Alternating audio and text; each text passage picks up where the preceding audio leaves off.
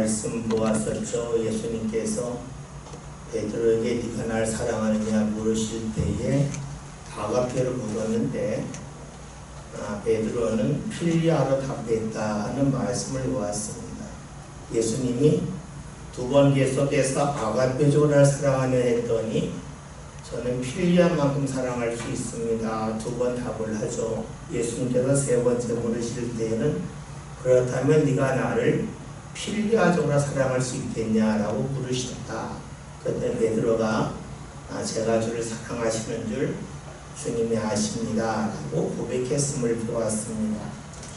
지난주 말씀을 보면서 예수님께서 베드로가 아가페적인 사랑을 하길 원하셨지만 그가 아직 그 단계에 이르지 못했기 때문에 예수님이 자신의 뜻을 꺾으시면서까지 베드로를 이끄시는 말씀을 보았습니다. 다시 말하면 예수님은 베드로를 위해서 자신을 낮추시고 자신의 것을 포기하시는 모습이 있었다 하는 것이죠. 그러면서 보았던 것이 이런 예수님의 모습은 이 세상에 오실 때에 하늘의 영광을 버리시고 이 땅에 내려오신 것과 같다 하는 것으로 보았었습니다. 우리가 이런 예수님의 모습, 즉 이 땅에 오실 때의 모습이 뭡니까? 자신을 내려놓고 포기하신 것이고 이 세상에서 활동하실 때에도 역시 그리하셨다는 거예요. 그러니까 예수님은 세상에 오실 때의 모습과 세상에서 하나님 일을 하실 때의 모습이 같았다 하는 거예요. 우리가 잘 아는 히브리서 13장 8절에 있는 말씀 있죠? 찾아볼까요? 신약성경 369면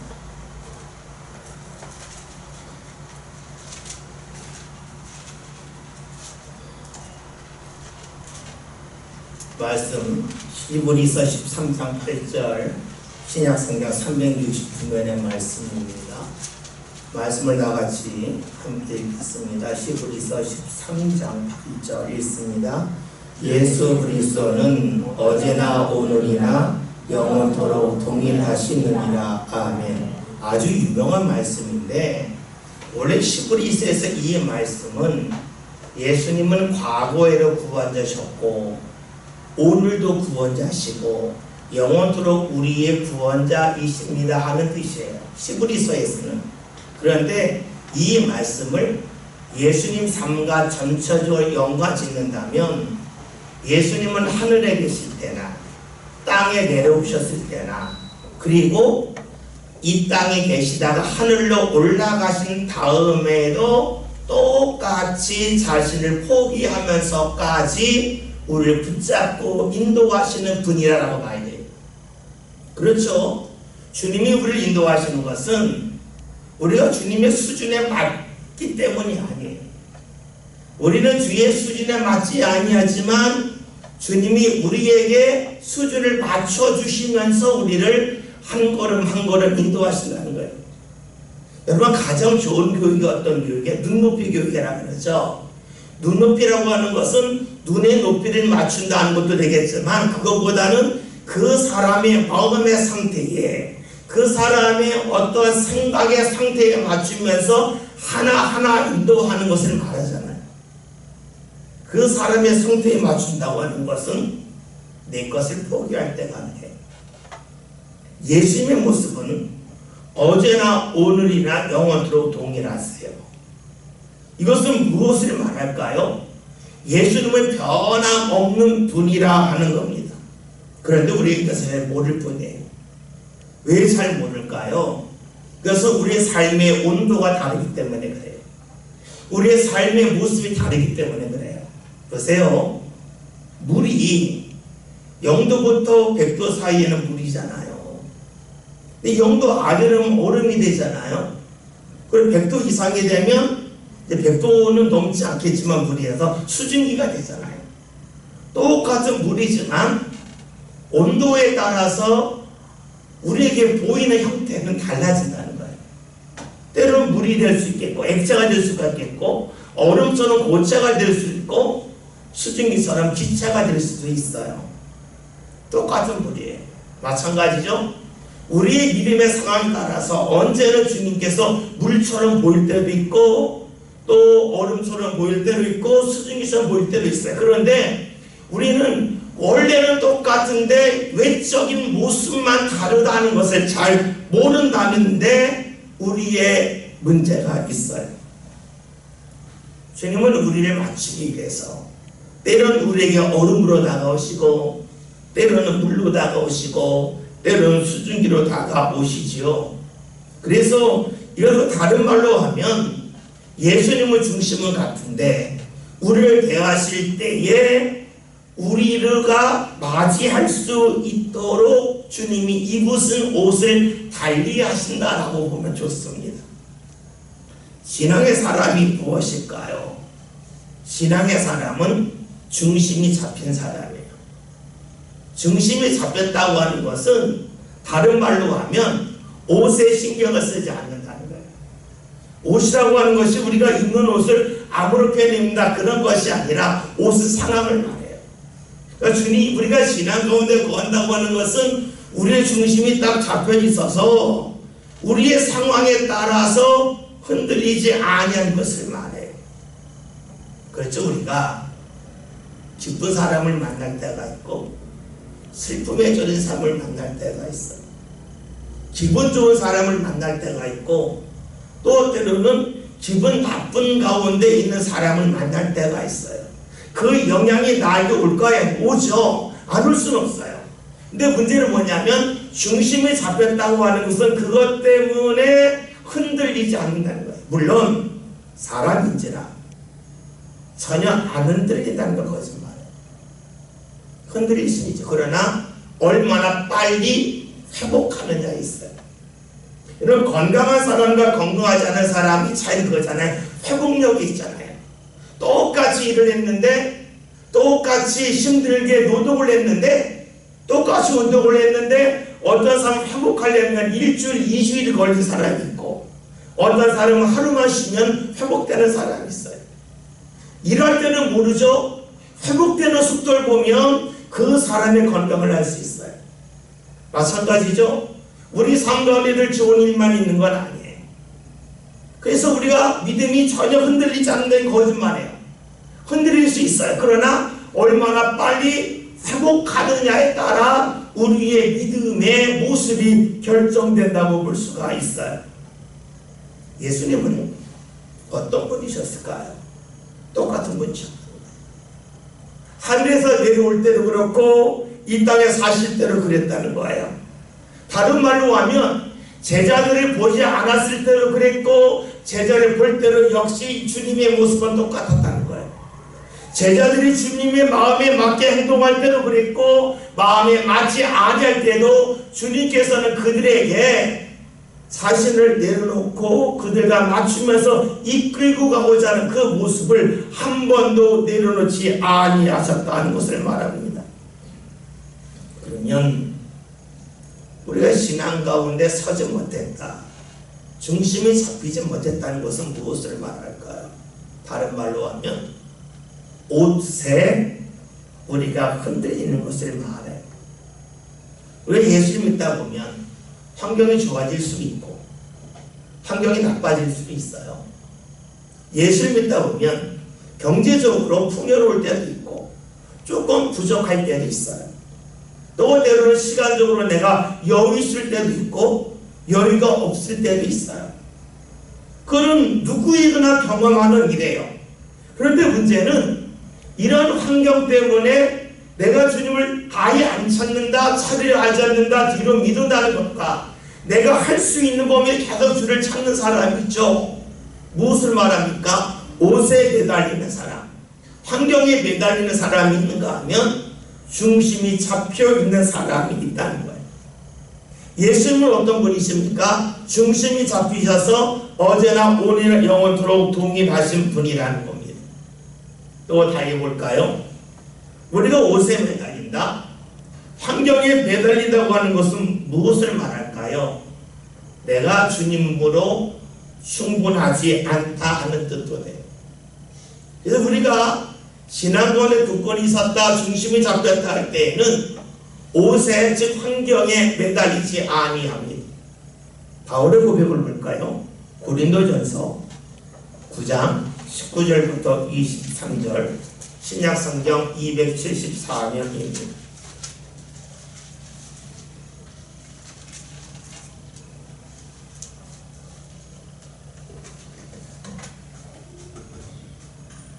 (19절부터 23절의) 말씀을 한 절씩 독하시고 23절 함께 봅니다.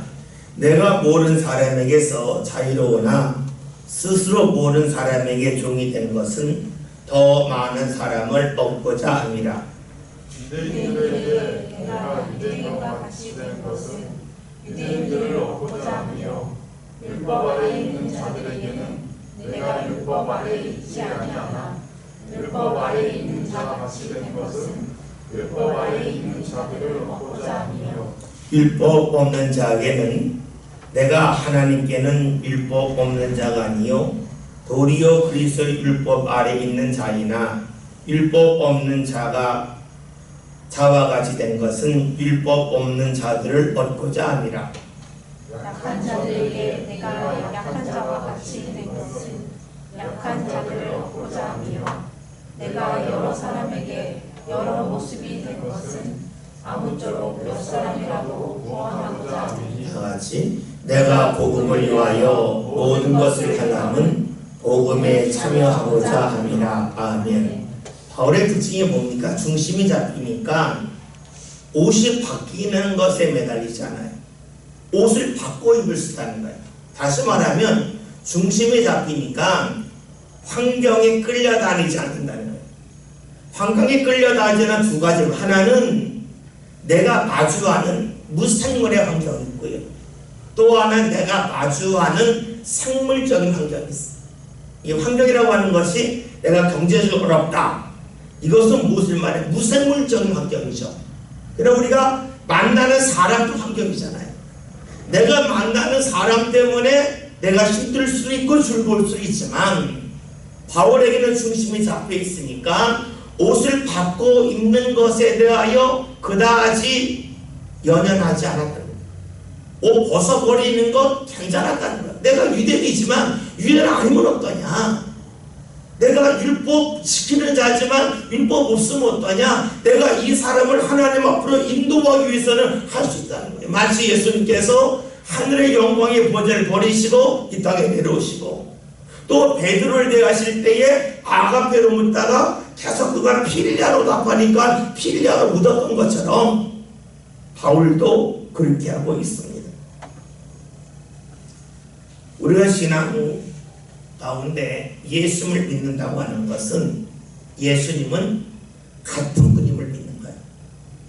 같은 분이라고 하는 것은 어제나 오늘이나 영원토록 같은 분이다 하는 것을 믿는 거예요. 또 이것을 예수님이 아닌 내게 끌어와서 적용한다면 내가 병들었든 건강하든 내가 부하든 가난하든 또 때로는 내가 흥분했든 차분하든 또 때로는 내가 많은 사람 가운데 있든 홀로 있든 주님은 나를 계속해서 사랑하시는 분이다. 주님은 나를 똑같이 대하신다. 이것을 믿는 게 신앙이에요. 그런 걸 믿는 것이 머리로 아는 것이 아니라 몸으로 알고 삶으로 하는 게 신앙이에요. 그럼 신앙이 머리로 하는 거라면 머리 좋은 사람이 천국 가는 거예요. 신앙이 머리로 하는 거라고 하면 나이가 들어 신앙은 떨어지는 거야. 나이가 들면 여러분이 그 세포가 죽기 때문에 자연성이 치는 건 떨어져요.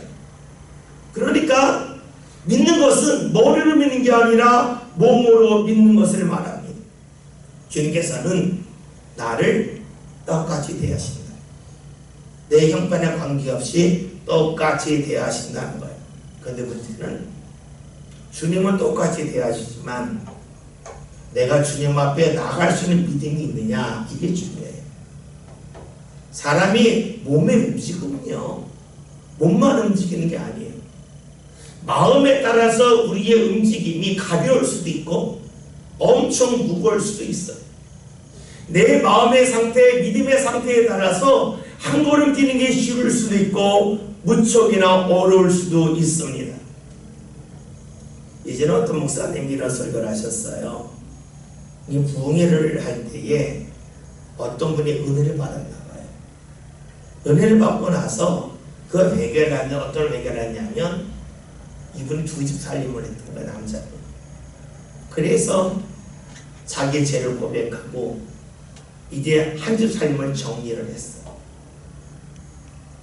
이 정리하고 났더니 이 부인이 그게 믿더래요. 여태가 나를 속였나.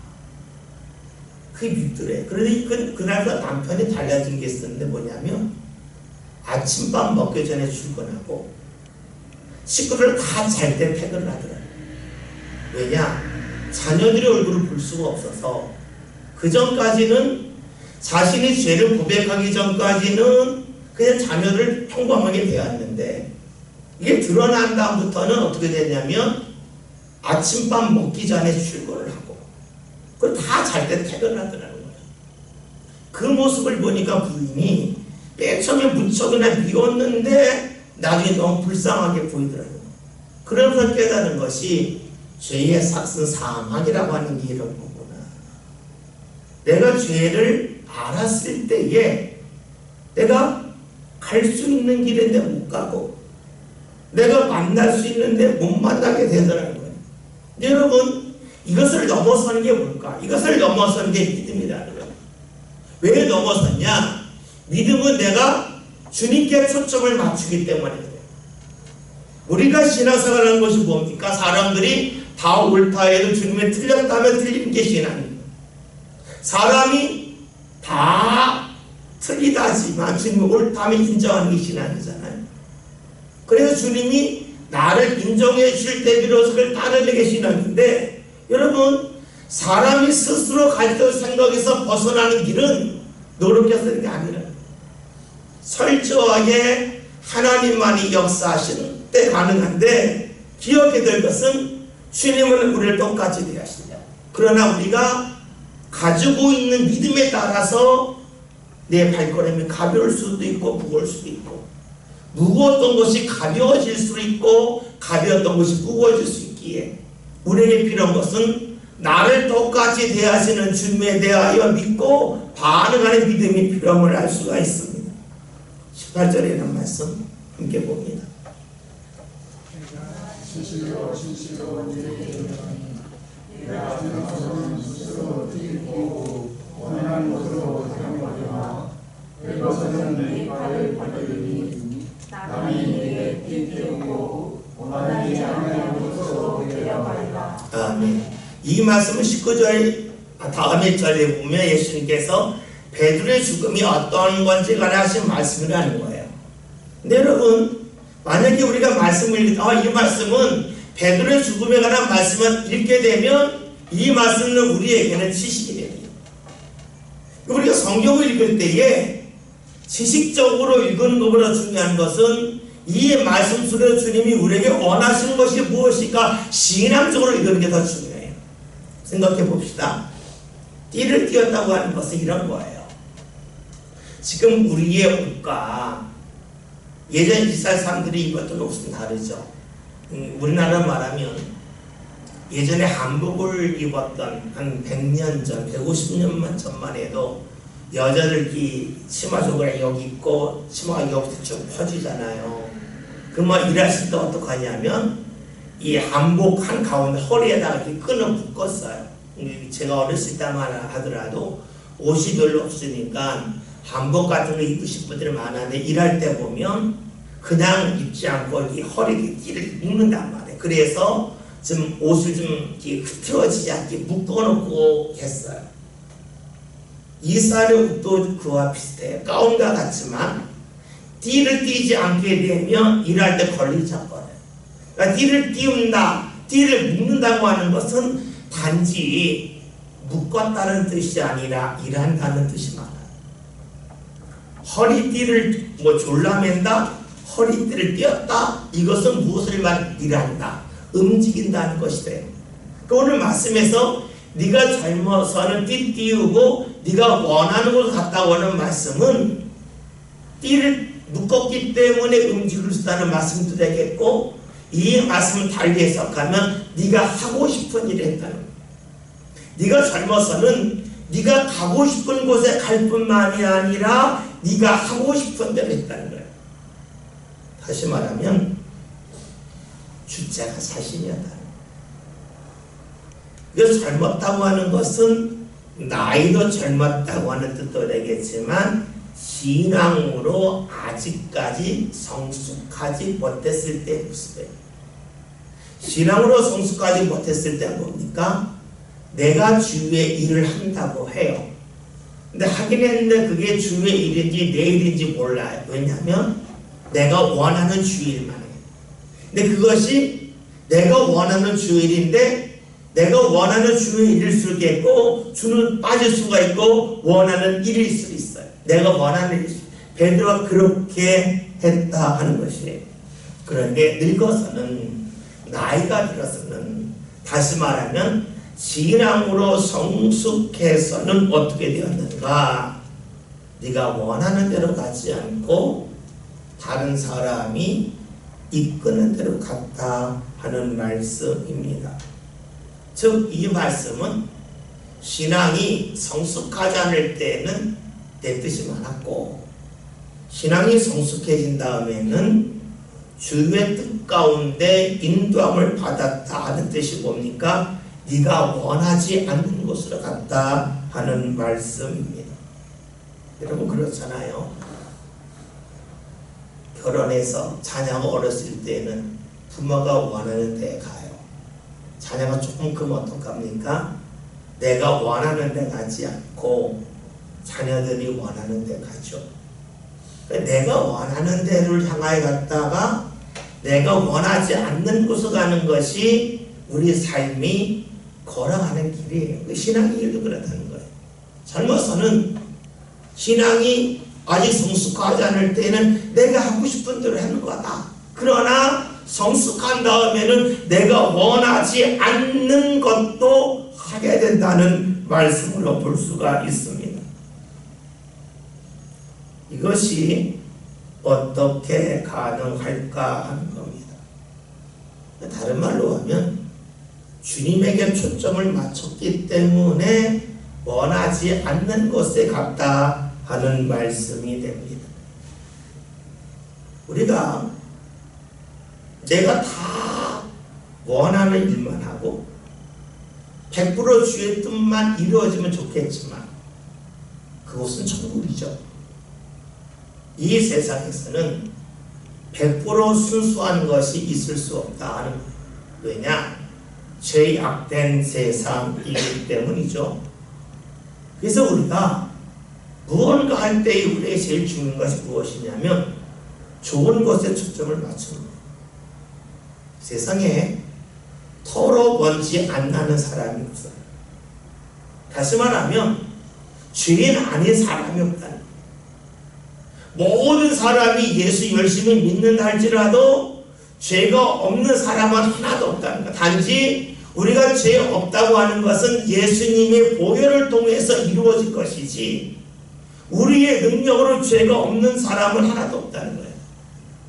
그런데 우리가 이것을 기억하기 때문에 필요한 것이 무엇입니까? 누구에게 허물이 얼마나 많은가? 죄가 얼마나 많은가? 여기에 초점을 맞추는 게 아니에요.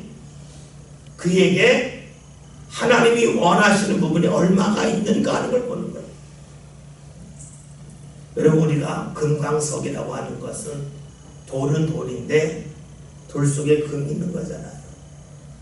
여러분 생각해 보세요. 돌 속에 1% 금만 있다면 그거 얼른 가지지 않겠어요? 여러분 만약에 뭐 교회에 많은 돌이 있다. 한 100톤 되는 돌이 있다. 1%면은 1톤이잖아요.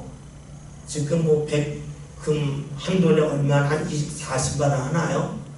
그러면 400g에 한 40만 원 한다 그러면 여러분 1kg면 100만 원일 것이 될 거고, 그죠? 100kg면 얼마입니까? 1톤이면 얼마입니까? 그만 다 매달리지 않겠어요? 1% 좋은 것 때문에 사람들이 금강석에 매달리는 거예요. 마찬가지죠. 우리가 신앙 가운데 산다고 하는 것은 다 옳다는 게 아니에요. 우리가 다 옳지 아니하지만 그 속에서 좋은 것에 초점을 맞춰 나가는 것이 우리의 신앙이라고 볼 수가 있습니다. 다시 볼까요? 주께서 우리를 인도하시는 것이 내가 원하는 것만 있을까요? 그런 것은 없죠. 그런 것이 있으면 천국이에요. 또 주님이 100% 좋아하시는 것이 있을까? 있다 할지라도 내 마음에 들지 않아요. 왜냐하면 내 마음과 주님이 일치하지 않기 때문에 그래요. 그래서 우리에게 필요한 것이 무엇일까요?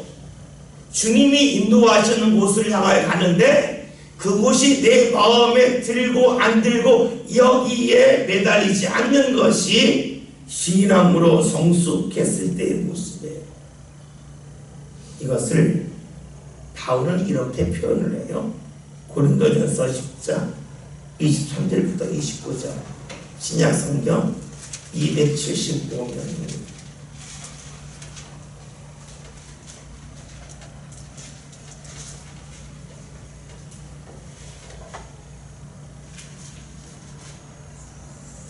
(23절부터 29절) 한 절씩 더 독하시고 29절 다 같이 봅니다.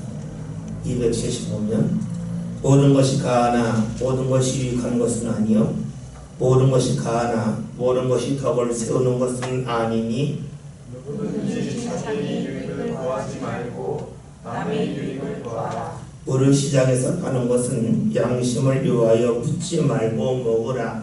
이는 땅과 거기 충만한 것이 주의 것입니다. 불신자 중 누가 너희를 정할 때에 너희가 가고자 하거든 너희 앞에 차려놓은 것은 무엇이든지 양심을 위하여 묻지 말고 먹으라. 누가 너희에게 이것이 제물이라 말하거든 알게 자와 그 양심을 위하여 먹지 말라. 다 같이 내가 말한 양심은 너희의 것이 아니요 남의 것이니 어찌하여 내 자유가 남의 양심으로 말미암아 판단을 받으리요. 아멘. 무슨 말씀입니까? 무엇이 가하나 할 수 있냐 할 수 없냐. 또 다시 말하면 무엇이 옳으냐 그르냐보다 중요한 것은 유익한 거라는 거예요. 우리가 주님이 하시는 특징이 있어요. 호흡이 길다는 거예요. 호흡이 길다는 거예요. 호흡이 길다고 하는 것은 지금 결정을 짓지 않는 거예요. 이 사람은 지금 옳지 않다. 이 사람은 아니다. 이 사람은 괜찮다. 받아들인다는 게 아니에요. 호흡이 길다고 하는 것은 이 사람이 지금은 옳지 않지만 나중에는 옳은 사람이 될 거예요. 이게 뭡니까? 가하지만 기다리는 거예요. 그게 뭐예요? 유익한가 유익하지 않을까를 보는 거예요. 우리가 살아는 사도행전 9장이라는 말씀을 보면 바울이 다메섹을 향하여 가다가 예수님을 만나죠. 그게 되게 멀어요. 그가 이제 주님을 인정하고 기도하고 있죠. 그때 주님께서 다메섹에 있는 아나니아라고 하는 사람에게 말씀하셨는데 네가 가서 그러고 기도해라. 이야기하죠. 제가 그 사람에 듣기로는 안 좋은 사람입니다. 예수 믿는 사부라고 여기 왔습니다. 뭡니까? 그 사람은 필요 없는 사람, 죽어야 될 사람. 이게 아나니아의 판단이에요. 근데 주님께서는 아니다. 그는 내가 쓸 그릇이다. 만약에 아나니아의 판단대로 했으면 바울은 눈이 먼 게 아나니아에게 기쁜 일이 돼요. 그러나 호흡을 길게 하게 되면 바울을 통하여 하나님이 하실 일이 있음을 보게 돼요. 무엇을 말합니까? 지금 정하지 않는 거예요. 기다릴 줄 아는 거예요. 그게 뭡니까? 가냐가 중요한 게 아니라 유익한가를 보는 거예요. 우리가 자녀를 대할 때나 또 초신자를 대할 때에 우리가 제일 조심해야 될 게 이거예요. 내 방법이 오라 여기 있어요. 여러분 옳은 것이 그런 건 아니에요.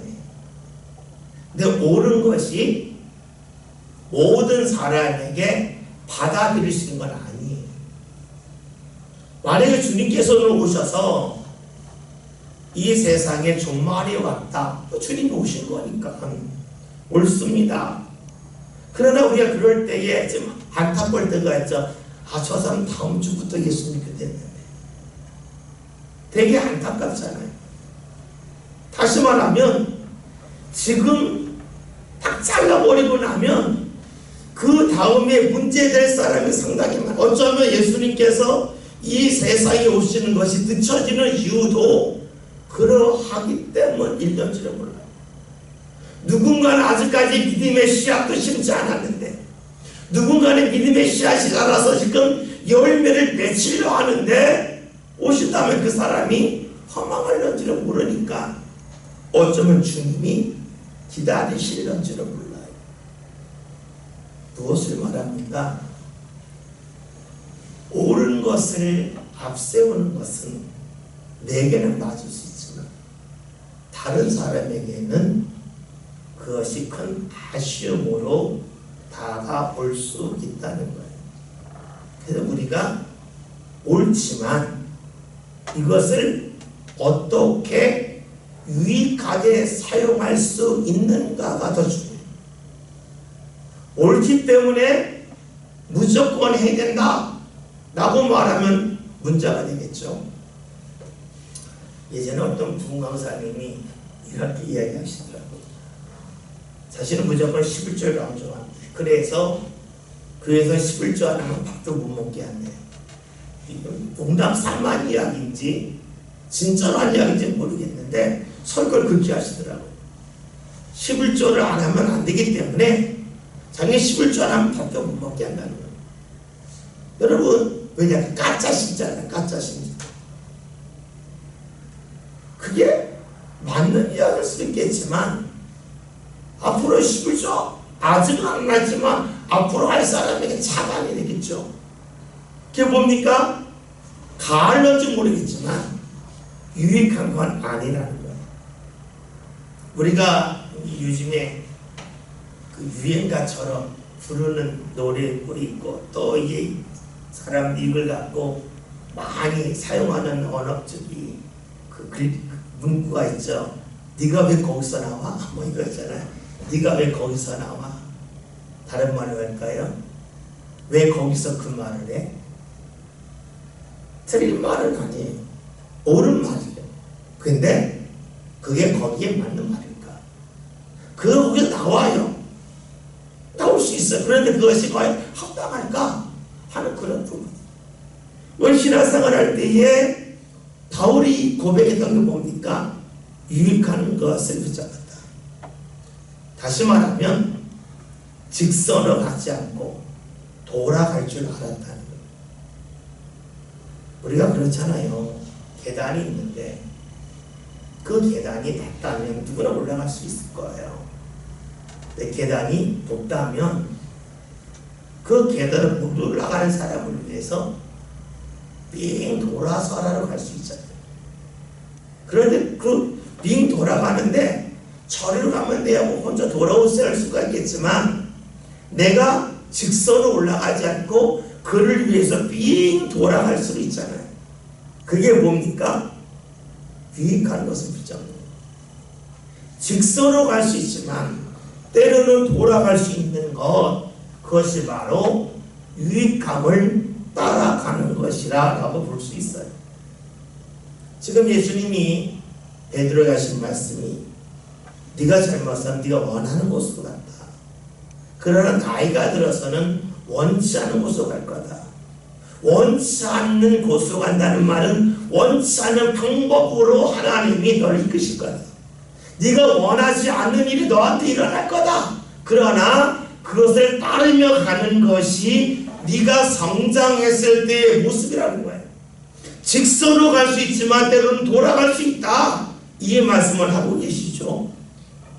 19절 말씀 함께 봅니다.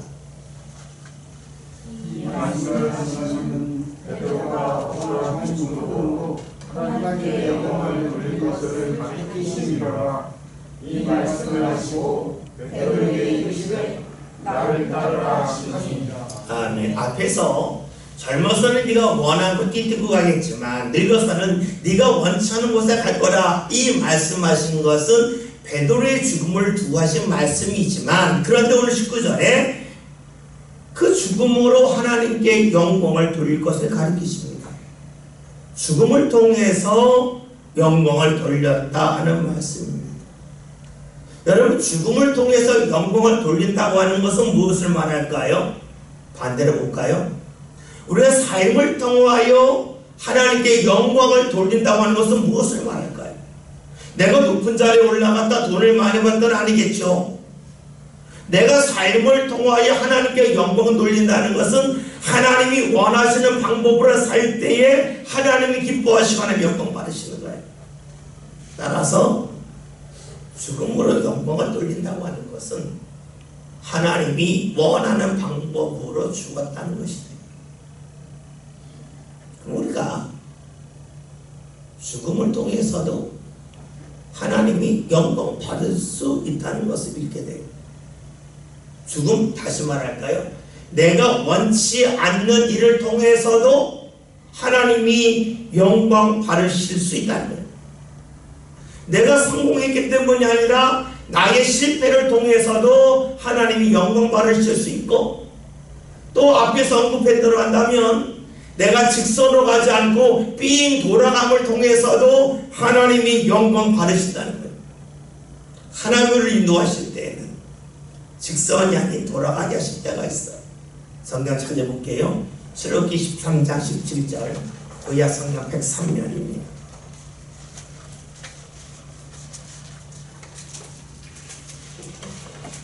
구약 성경 103면, 출애굽기 13장 17절.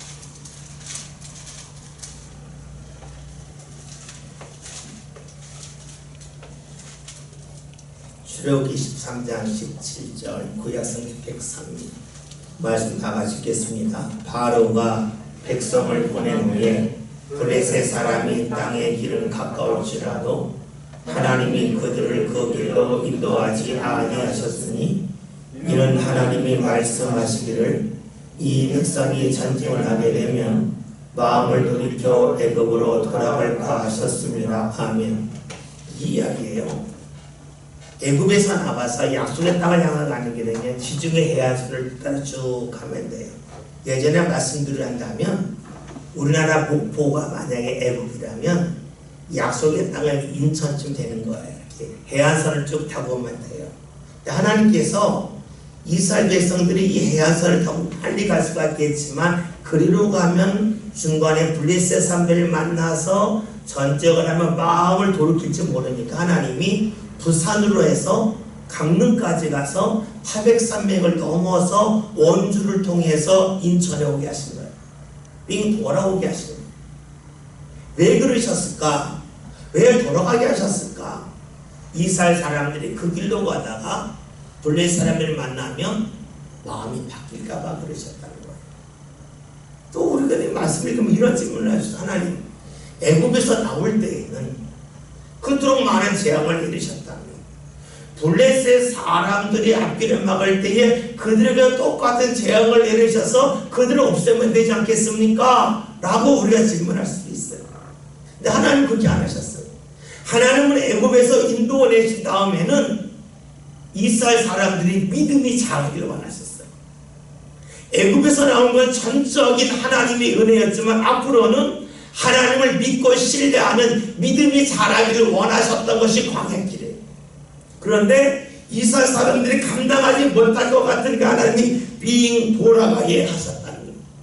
돌아가지만 그 속에 하나님의 뜻이 있었고 하나님의 영광이 있었어요.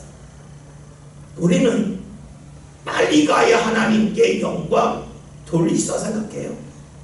내가 원하는 것을 빨리 이루어야 하나님의 사람을 살아간다고 하는 생각이 있지만 성경은 안 그래요. 이스라엘 사람들이 빙 돌아갔어요. 돌아가면서 하나님을 향한 믿음이 굳건해진 거예요. 돌아가게 하시면 우리로 하여금 믿음의 훈련을 하게 하시기 위함입니다. 그런데 지름길만 고집하면 어떨까요? 만약 이스라엘이 애굽에서 나왔는데 어떤 사람이 해안길로 가면 빨리 갑니다 하면서 블레셋 사람이 있는 길로 가면 어떻게 됐을까요? 빨리 갈 것 같지만 쓰러지고 넘어지면서 하나님을 가까이 할 수 있는 기회를 스스로 얻을지도 모릅니다. 그러기 우리에게 중요한 것은 무엇일까요? 내가 지금 무엇을 경험하고 있는가 하는 것이 아니라 내 삶 가운데 주의 뜻이 이루어지고 있는가, 주님이 영광을 받으시냐가 중요해요. 오늘 19절에서 이는 주께서 베드로의 죽음을 가리켜 말씀하신 것이지만 그의 죽음으로 하나님께 영광을 돌릴 것을 가리키셨습니다. 말씀하고 있죠. 우리가 일을 잘하는 사람과 일을 못하는 사람은요, 일하는 방식이 아주 다릅니다. 그래서 일 잘하는 사람이 있는데 일 못하는 사람이 나름대로 도와준다고 도와준 것이 때로는 일을 망칠 때가 있어요. 일 잘하는 사람 옆에서는 내가 얼마나 열심히 도왔냐가 중요한 게 아니라 얼마나 일 잘하는 사람의 뜻에 맞춰 도왔냐가 중요해요. 내 마음대로 도는 것은 그다지 중요하지 않아요. 우리의 삶도 역시 그렇겠죠. 하나님의 인도함을 얼마나 많이 받느냐는 게 중요하겠죠. 성경에서 말씀하고 있는 베드로가 그의 죽음을 통해서 하나님께 영광을 돌릴 수 있다. 주님 말씀은 그 후에 베드로에게 이르시되 나를 따르라 하셨어요. 그런데 베드로가 20절 뭐라고 말합니까? 말씀해 봅니다.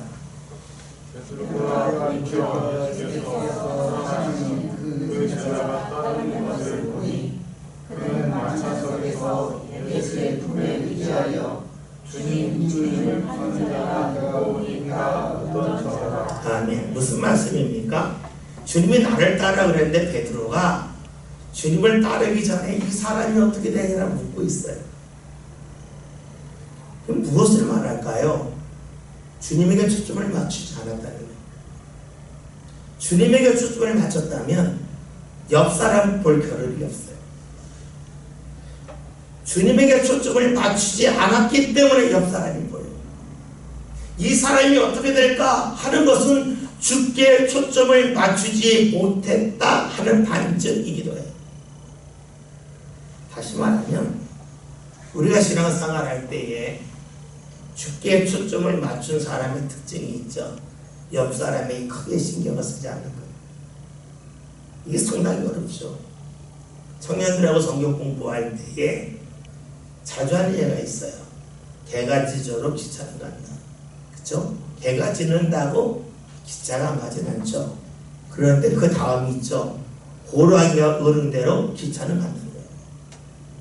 개가 짖을 때의 기차가 그냥 갔지만 호랑이가 으르렁댄다고 기차가 멈추지 않잖아요. 왜냐? 기차는 개가 문제가 되지 않고 호랑이도 문제가 되지 않아요. 그냥 가는 거예요. 그런데 개가 짖을 때에는 괜찮은데 호랑이면 문제가 된다면 그 기차가 아니에요.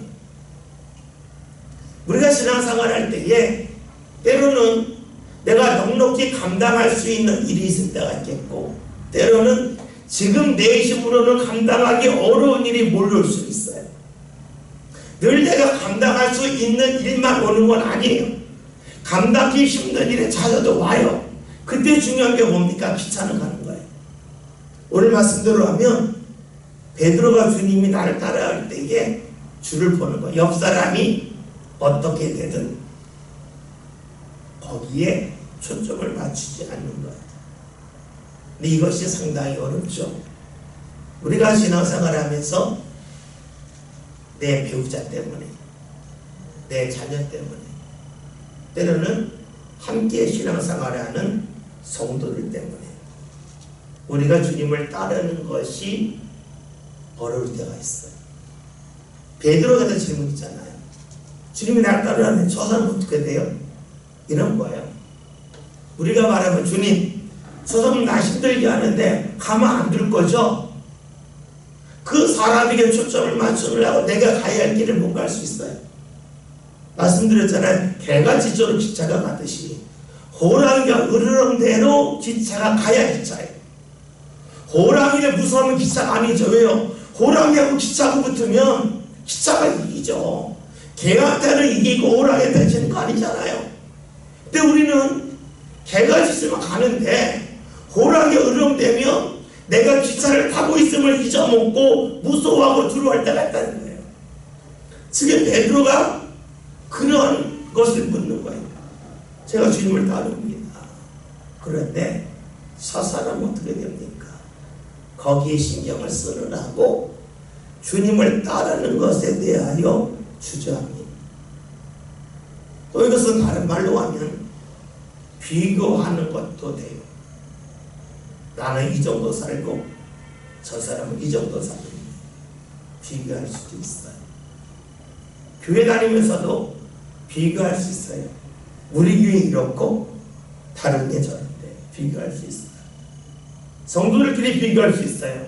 나는 교회에서 이만큼 헌신하는데 저 사람은 이것만큼뿐이 안 하네. 이 비교할 수 있어요.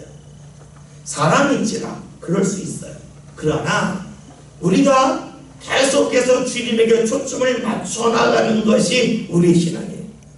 앞에서 언급대로 한다면 젊었을 때는 내가 원하는 곳으로 가는 거예요. 내가 원하는 것을 하고 원하는 걸 보는 거예요. 그러나 나이가 들어서는 늙어서는 원치 않는 곳으로 가는 거예요. 뭐예요? 주의 인도함에 초점을 맞추며 가는 거예요. 저 여러분 신앙생활이 늘 쉽지만 않습니다. 신앙생활이 쉬우면 다 잘하게요. 신앙생활이 어렵기 때문에 잘하는 분도 있고 잘하지 못하는 분도 있는 거예요. 신앙생활이 어렵다고 하는 것은 내가 주인 기차를 타고 가는데 개가 짖을 때도 있고 호랑이가 으르렁댈 때도 있다는 거예요. 그러나 가야 할 길을 향하여 계속해서 가는 것, 주를 따르겠다고 하는 것이 우리 신앙입니다. 물론 이것은 저절로 되지 않습니다. 주님을 바라보는 것이 삶 가운데 습관이 되었을 때 가능한 것이 호랑이 으르렁대는데 겁나잖아요. 예전에 들은 말씀이 있죠. 제가 고등학교 3학년 때 처음 안경을 썼어요. 안경을 쓰고 났더니 좋은 게 딱 하나가 있었어요. 지금은 이제 우리가 차를 타면 에어컨이 나오잖아요. 근데 저희 때만 해도 에어컨이 없었어요. 1980년대에. 여름에 학교에서 맞추가 무지 더운데 이 버스를 타면 버스 위에 문을 여는 게 있어요. 이렇게 창도 있지만 근데 그걸 열면 그렇게 바람이 시원하게 들어와요. 근데 안경을 쓰기 전에는 그걸 열으면 이렇게 바람이 들 눈을 감았어요. 고개를 돌렸어요. 근데 안경 쓴 다음에 눈뜨고 이렇게 바람을 쐬는데 너무 좋더라고요. 안경을 쓰니까 문제가 안 되더라고요. 우리가 믿음의 안경을 썼음에도 불구하고 바람이 올 때 눈을 감을 수 있어요. 그러나 내가 안경 썼음을 기억하는 게 중요해요. 이것은 내가 믿음의 사람임을 계속 확인할 때 가능한 것이지 그렇지 않으면 여러분 두려워할 수 있어요. 호랑이를 만날 때에 아무것도 없는 만나면 두렵겠지만 앞에 철창이 있어서 호랑이가 내게 다가올 수 없음에도 불구하고 내가 움츠리고 그리고 뒷걸음질 수 있잖아요. 그러나 자꾸 보면 나중에는 으르렁대로 설 수 있어요. 뒷걸음질 안 칠 수 있어요. 처음에 뒷걸음질 치지만 자주 되면 안 칩니다. 오늘 우리가 주님 앞에 자주 나옴을 통해서 우리가 믿음의 사람임을 확인하고 그리고 주님이 나를 따라할 때 저 사람은 어떻게 돼요? 환경이 어때요? 이런 것이 아니라 네, 주님 따르겠습니다. 제가 믿음으로 반응하겠습니다. 이 모습이 저와 여러분의 모습이 되시길 바랍니다. 기도합니다. 살아계신